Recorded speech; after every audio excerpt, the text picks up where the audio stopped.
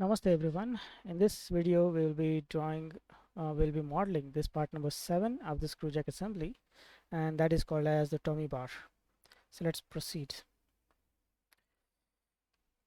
Let's open SolidWorks part model, ensure the units are set to mmgs, take a sketch, of course we're drawing in the front plane, and let's start drawing the cross section of this, and we will be using revolve function.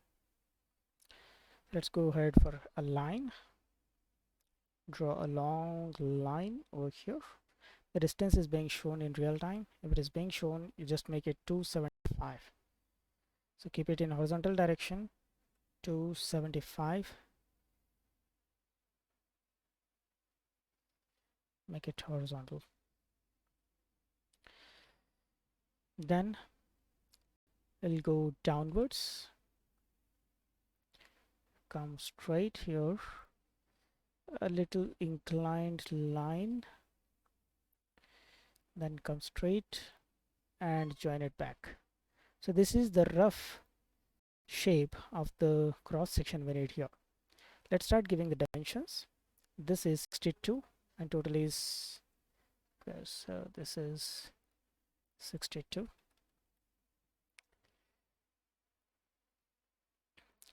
The total length is 275. 275. The diameter here is 20. In order to take diameter, again you'll have to click on this and choose this option to make it a construction line. Now take dimension and click this and this, take it to the other side, we will get 20. This diameter here is 12, so let's take 12, and this angle here is 45, so let's make it 45. We can see that the whole diagram is turned black. Let's again click on this and click here to make it a solid. Let's go to feature, revolve. If axis is not selected, click here to select the axis, click here to finish it. We can apply some chamfers on both the ends. Let's go for chamfer, select both the ends. Let's select a small one, 2 mm chamfer, that should do. Knurling we will just avoid because that is just a process left for finishing work, and save this.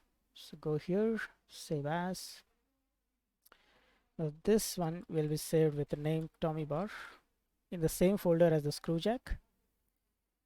That's it for this video. In the next one we'll take another part. Thank you.